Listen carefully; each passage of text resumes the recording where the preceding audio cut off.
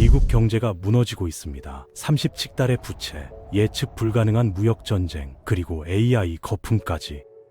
그런데 이상한 점이 있어요. 표면적으로는 3%대의 성장률을 기록하며 선진국 중 최고 수준을 자랑하고 있거든요. 주식시장은 사상 최고치를 찍었고 AI 기업들은 수천억 달러를 쏟아붓고 있습니다. 숫자만 보면 모든 게 잘 굴러가는 것처럼 보이죠. 하지만 그 숫자 뒤에 숨겨진 진실은 충격적입니다. 50개 주를 하나씩 뜯어보니 겨우 16곳만이 실제로 일자리가 늘고 공장이 돌아가고 있었어요. 일부 경제학자 분석에 따르면 22개 주는 이미 반대로 공장이 문 닫고 사람들이 잘리는 경기 침체 상태에 접어들었다고 합니다. 균열은 이미 시작됐고 역사가 증명하듯 한 곳에서 시작된 붕괴는 순식간에 전체로 번져나갑니다. 지금부터 이 극심한 불균형이 어떻게 만들어졌는지 보여드리겠습니다. 이건 특정 연도 하나의 이야기가 아니에요. 여러 해에 걸쳐 누적된 균열이 지금 한꺼번에 드러나는 과정입니다.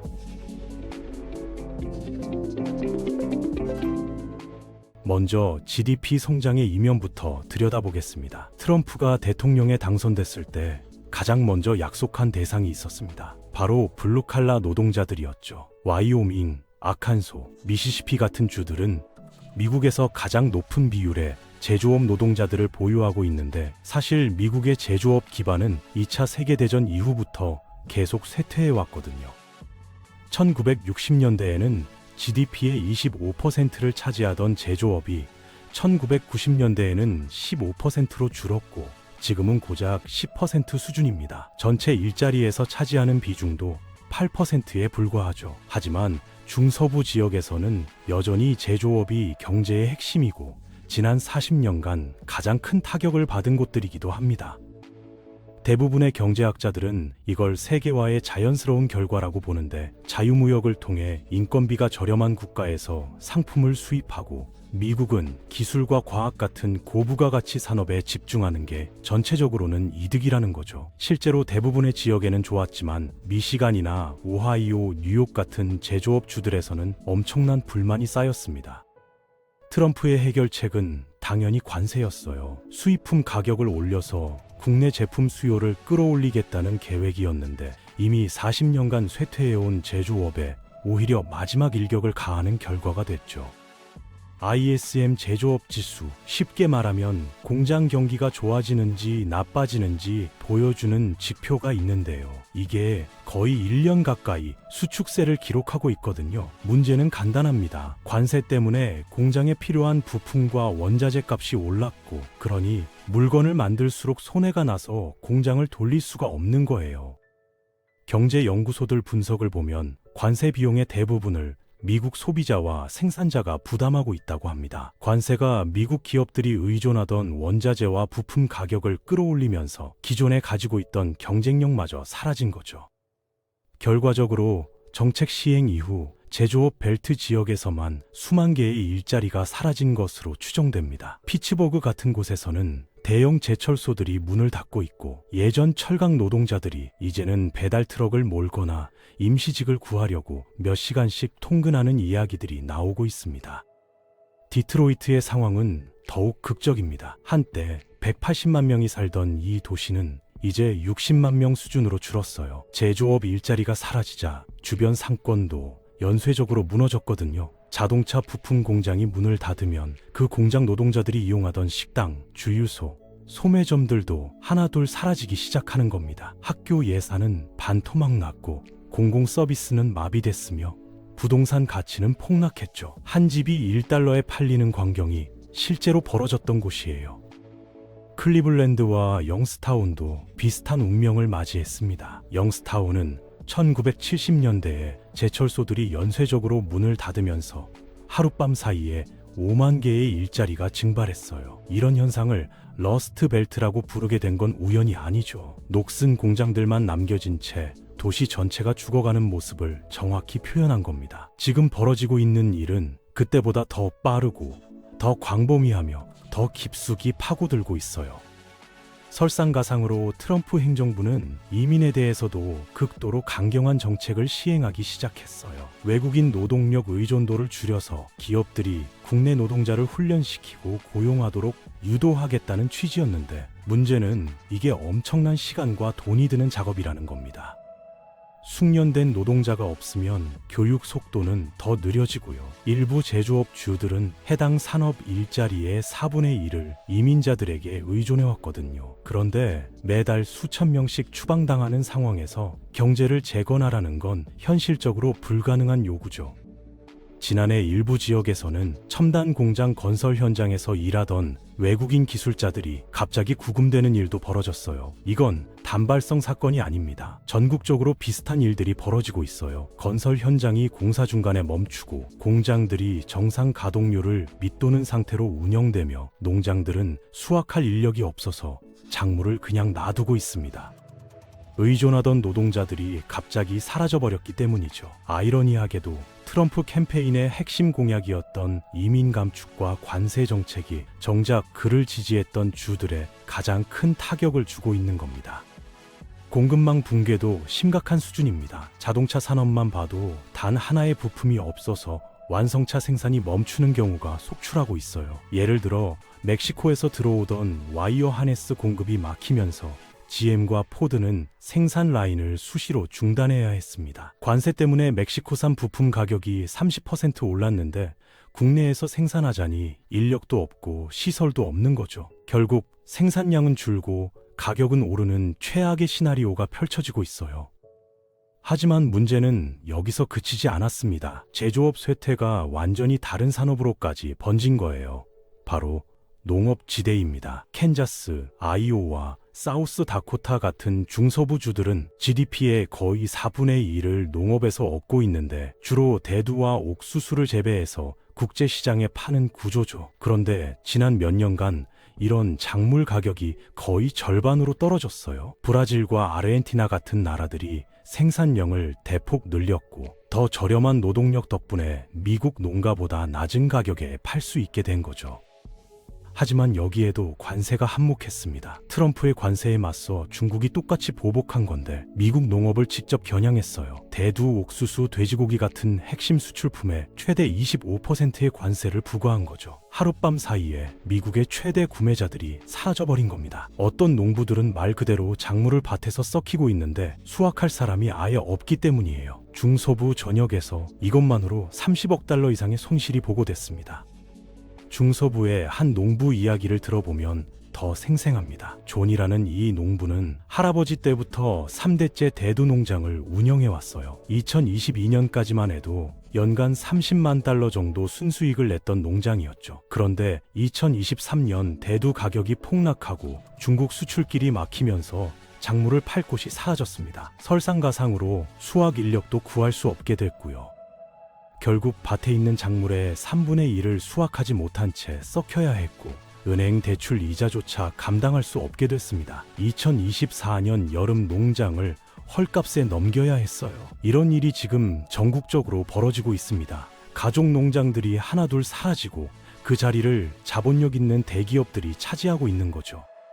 수익성 있는 작물을 재배하는 농장들조차 빈 일자리를 채우는 게 거의 불가능해졌어요. 수십 년 동안 이민자 노동력에 의존해서 대부분의 미국인들이 절대 하려고 하지 않을 힘든 일들을 처리해왔는데 새로운 이민 정책 때문에 농장 노동력 부족이 심각한 수준이 됐거든요. 일부 지역에서는 공석률이 절반 가까이 치솟았습니다. 이건 농업벨트 전체에 재앙이 됐죠. 중서부 여러 주에서 농장 파산이 급증했고 순농업 소득은 최근 몇 년간 크게 감소하면서 대기업 농장이든 가족 농장이든 할 것 없이 문을 닫고 있습니다. 농촌 지역의 인프라도 함께 무너지고 있어요.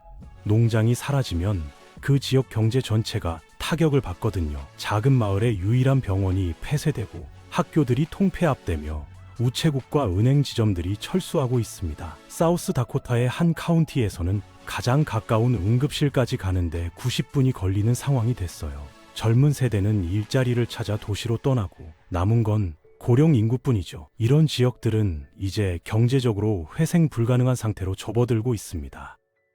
여기서 농부들이 가진 보험 같은 게 하나 있었어요. 선물 계약이라고 미리 고정된 가격으로 작물을 팔 수 있는 약속이죠. 가격이 오르든 내리든 정해진 값을 받으니 안심하고 농사를 지을 수 있었습니다. 문제는 이 계약이 수량도 고정시킨다는 거예요.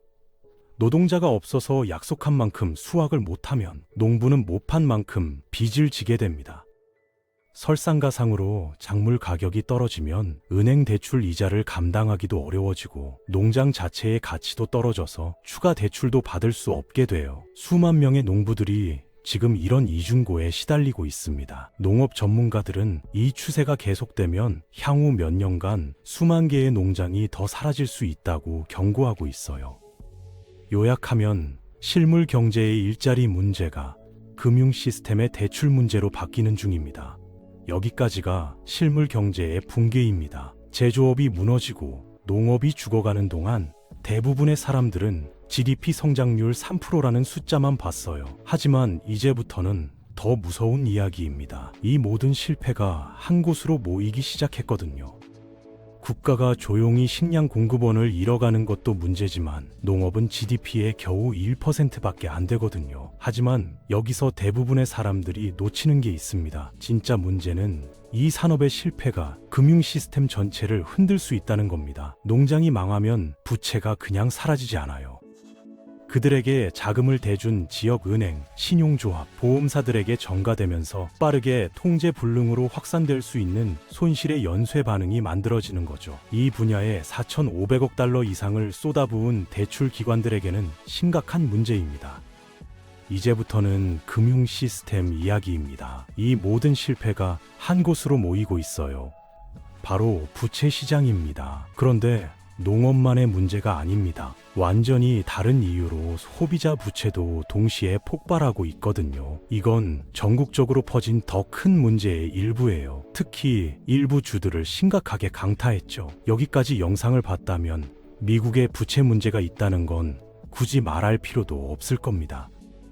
개인 부채, 기록적인 모기지 상환금, 그리고 선구매 후결제 같은 것들까지 부채 시장에 대해 우리가 아는 한 가지는 한 분야의 채무 불이행이 빠르게 확산된다는 거예요. 디폴트 물결은 단순히 농촌 경제만 위협하는 게 아니라 전체 지역 은행 시스템을 통해 연쇄 반응을 쉽게 유발할 수 있고 겉으로는 완전히 안전해 보이는 주들까지 도달할 수 있습니다.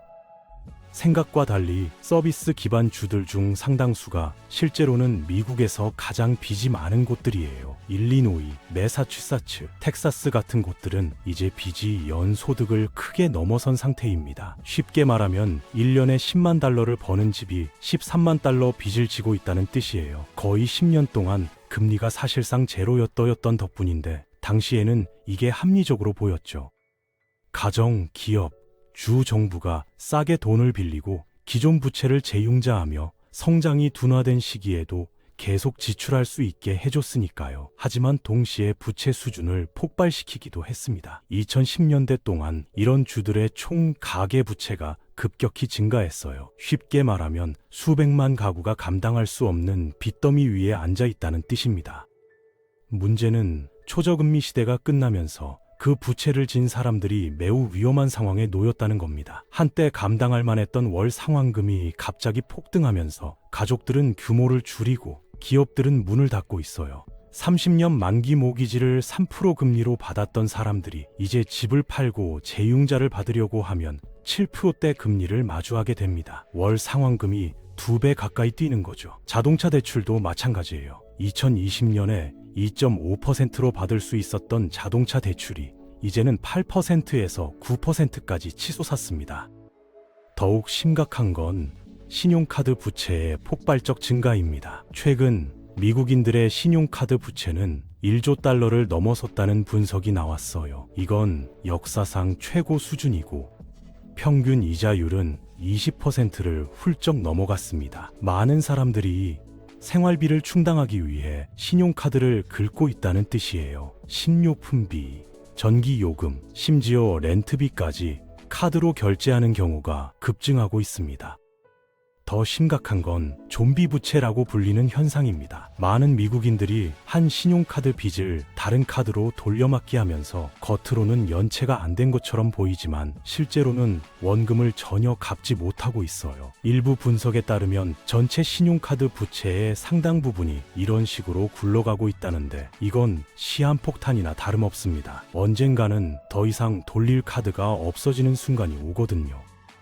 학자금 대출 문제도 간과할 수 없습니다. 전체 학자금 대출 규모가 1조 7천억 달에 달하는데 행정부의 탕감 프로그램이 법원에서 막히면서 수백만 명이 다시 상환을 시작해야 하는 상황이 됐어요. 많은 졸업생들이 월 수백 달러의 추가 지출을 감당해야 하는데 이미 다른 생활비로 빠듯한 상황에서 이건 큰 타격입니다.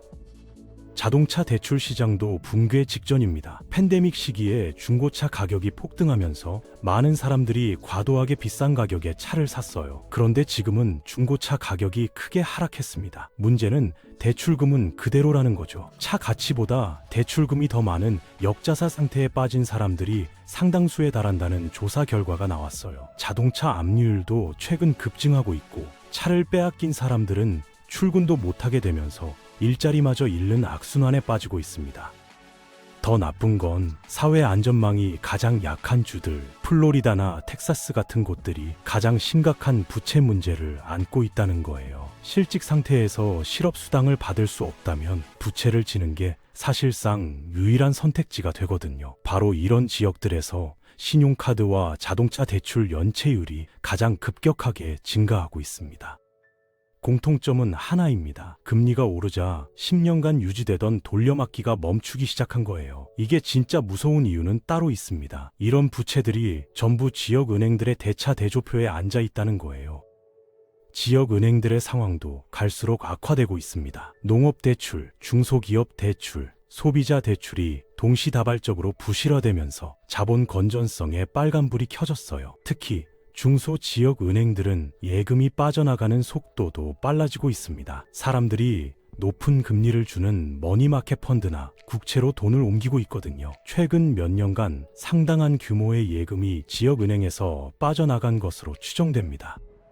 여기에 2025년 가을 미국 경제에 또 하나의 폭탄이 터졌습니다. 10월부터 11월까지 장기간 연방정부가 셧다운에 들어간 거예요. 역사적으로도 매우 긴 기간이었습니다. 수십만 명의 연방 공무원이 무급 휴직을 당했고 또 다른 수십만 명은 급여도 못 받으면서 일해야 했어요. 막대한 규모의 임금이 공중에 떠버린 겁니다. 정부 근로자들이 월급을 못 받으니 당연히 소비를 줄일 수밖에 없었죠. 식료품비, 렌트비, 자동차 할부금을 내야 하는데 돈이 없으니 신용카드를 긁거나 아예 지출을 멈췄습니다.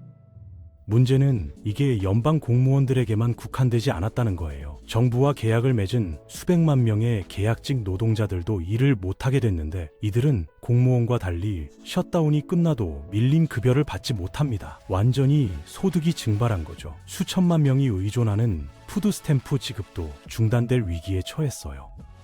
전문가 추정에 따르면 이 셧다운으로 4분기 경제 성장이 크게 둔화됐고 상당 규모는 영구적으로 사라진 경제활동입니다. 이미 부채로 허덕이던 가게들에게 정부 셧다운은 마지막 남은 안전망마저 흔드는 사건이었어요. 여기까지 들으면 이미 충분히 심각해 보입니다. 하지만 사람들이 가장 과소평가하는 위험으로 넘어가겠습니다. 바로 상업용 부동산입니다. 코로나 이후 재택근무가 정착되면서 오피스 수요가 급감했거든요. 주요 도시의 오피스 공실률이 크게 높아졌어요. 맨해튼은 20% 이상, 샌프란시스코는 거의 30%에 육박합니다. 시카고, 보스턴, 시애틀 같은 도시들도 비슷한 상황이에요. 문제는 이런 빌딩들 대부분이 막대한 대출을 끼고 있다는 겁니다. 향후 몇 년간 만기가 도래하는 상업용 부동산 대출이 막대한 규모에 달합니다. 건물 가치는 떨어졌는데 대출금은 그대로니까 재융자를 받으려고 해도 은행들이 거부하거나 훨씬 높은 이자율을 요구하는 거예요. 많은 빌딩 소유주들이 선택을 해야 하는 상황입니다. 막대한 추가 자본을 투입하거나 아니면 그냥 은행에 열쇠를 맡기고 디폴트를 선언하거나 후자를 선택하는 경우가 점점 늘고 있어요.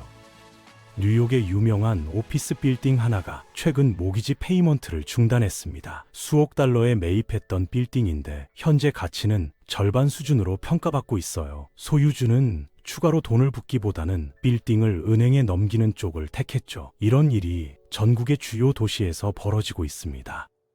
상업용 부동산 문제가 심각한 이유는 지역 은행들의 익스포저, 그러니까 그 분야에 빌려준 돈의 비중 때문입니다. 대형 은행들은 상업용 부동산 대출이 전체 포트폴리오의 5%에서 10% 정도인데 중소 지역 은행들은 30%에서 40%까지 차지하는 경우가 많아요. 만약 이 대출들이 대규모로 부실화되면 지역 은행 시스템 전체가 흔들릴 수 있습니다. 2023년 실리콘밸리 은행과 퍼스트 리퍼블릭 은행이 무너졌을 때의 상황이 다시 올 수 있다는 거죠. 도심 지역의 경제 생태계도 함께 무너지고 있어요. 오피스 빌딩이 비면 주변 식당, 카페, 세탁소, 편의점들도 손님이 없어집니다. 일부 도심 지역의 경우 팬데믹 이전 대비 소매 매출이 크게 감소했어요. 건물주들이 월세를 못 받으니 건물 관리도 소홀해지고 거리는 황폐해지며 범죄율도 상승하는 악순환이 시작됩니다. 한때 번화했던 도심이 빠르게 슬럼화되고 있는 거예요. 정리하면 이렇습니다. 지역 은행들은 농업 대출, 소비자 부채, 상업용 부동산 대출에 동시에 노출돼 있어요. 이 중 하나만 무너져도 위험한데 지금은 셋 다 빨간불입니다. 그런데 지금까지 이야기한 게 전부 연결되는 지점이 여기입니다. 아이러니하게도 유일하게 잘 나가는 것처럼 보이는 곳, 바로 AI 산업 말이에요. 작년에 경제가 약 3% 성장했다고 했죠? 거의 모든 성장이 AI 혁명의 최전선에 있는 소수의 주들, 뉴욕, 캘리포니아, 워싱턴 같은 곳에서 나왔거든요. 일부 분석에 따르면 성장의 대부분이 AI 관련 투자 덕분이라고 합니다. 바로 이게 도입부에서 말했던 극심한 불균형입니다. AI 성장이 확실히 인상적이긴 한데 저금리 시대의 서비스 기반 주들처럼 대부분 빌린 돈으로 움직이고 있거든요. 일부 기술 기업들은 부채 대 자본 비율이 매우 높은 상태로 운영되고 있습니다. 회사가 실제로 가진 것보다 훨씬 많은 돈을 빌리고 있다는 뜻이죠. 평상시에도 이건 꽤 위험한 전략인데 이 회사들은 완전히 혁명적이고 미친 듯이 수익성 있는 기술을 발명하는데 모든 걸 걸고 있는 겁니다. 문제는 이 AI 기업들 대부분이 실제로 돈을 벌고 있지 않다는 겁니다. 오픈 AI만 봐도 일부 보도에 따르면 2024년에 수십억 달러 규모의 손실을 기록했다고 하는데 그럼에도 기업 가치는 1,500억 달러로 평가받고 있어요. 이게 가능한 이유는 투자자들이 언젠가는 대박이 날 거야 라는 믿음으로 계속 돈을 쏟아붓고 있기 때문인데 이건 전형적인 거품의 특징입니다. 실제 수익이 아니라 기대와 희망으로 가치가 매겨지고 있는 거죠. VC들의 자금 조달 환경도 악화되고 있습니다. 금리가 오르면서 연기금이나 대학 기부금 같은 전통적인 큰손 투자자들이 스타트업 펀드에 대한 출자를 줄이고 있어요. 최근 몇 년간 스타트업 투자액이 크게 감소했습니다. 새로운 펀딩을 받는 스타트업 수도 급감했고 기업 가치도 하향 조정되고 있어요. 몇 년 전 높게 평가받던 기업들이 최근에는 훨씬 낮은 가치로 재평가받는 경우가 속출하고 있습니다. 엔비디아에 대한 과도한 의존도도 문제예요. AI 붐의 최대 수혜자인 엔비디아의 주가가 2023년에서 2024년 사이 5배 넘게 뛰었는데 문제는 미국 주식시장 전체가 몇 개 빅테크 기업에만 의존하고 있다는 겁니다. 이 소수 기업들만 빼면 나머지 대부분 기업의 주가는 오히려 떨어지고 있어요. 이런 쏠림 현상은 시장이 얼마나 취약한지 보여주는 지표죠. 실리콘밸리 부동산 시장도 AI 거품과 연결돼 있습니다. 팔로알토나 마운틴뷰 같은 지역에 주택 가격이 천정부지로 치솟았는데 이건 AI 기업들이 엄청난 보상 패키지로 인재들을 끌어모으면서 벌어진 일이에요. 문제는 이 기업들이 실제로 수익을 내지 못하면서 투자금으로 고액 연봉을 주고 있다는 겁니다. 투자금이 마르는 순간 실리콘밸리는 큰 타격을 받을 수 있어요. 하지만 더 큰 문제는 따로 있습니다. AI 스타트업들에게 거액의 대출을 기꺼이 해주는 금융 서비스 회사들은 우선 믿을 만한 수입의 쿠션이 필요합니다. 도박을 할 여유가 있는 돈이 있어야 하는 거죠. 평상시라면 이런 회사들은 모기지, 상업용 부동산, 중소기업 대출에서 기본 수익을 올렸을 거예요. 안정적이고 예측 가능한 분야들이 현금 흐름을 계속 유지시켜주고, 그래야 좀 더 투기적인 옵션에 돈을 쓸 여유가 생기는 건데, 오늘날 그런 안전한 투자들이 점점 불확실해 보이고 있습니다. 모기지 연체율이 2008년 이후 최고 수준으로 올랐고, 중소기업 디폴트도 마찬가지예요. 지역 대출 기관들에게는 다른 모든 것에 자금을 대던 안정적인 현금 흐름이 이제 말라가고 있는 겁니다. 은행들은 이제 위험을 휘운 방법을 찾게 될 거고, 가장 명백한 시작점은 AI 스타트업 분야죠. 지난 몇 년간 기술 붐의 절정을 타고 올라온 주들에게는 엄청난 타격이 될 겁니다. 레이오프 물결도 이미 시작됐어요. 최근 몇 년간 테크 업계에서만 수십만 명이 일자리를 잃었는데 상황이 더 심각해지고 있습니다. 올해는 전 산업을 통틀어 대규모 레이오프가 발표됐어요. 메타, 아마존, 구글 같은 대기업들도 대규모 감원을 단행했고, 작은 스타트업들은 아예 문을 닫는 경우가 많아요. 실리콘밸리에서 일하던 엔지니어들이 장기간 구직 활동을 해도 일자리를 못 찾는 상황이 벌어지고 있습니다. 한때 고액 연봉을 받던 사람들이 이제는 절반 수준의 제안도 받아들이려고 하지만 그조차 쉽지 않은 거죠.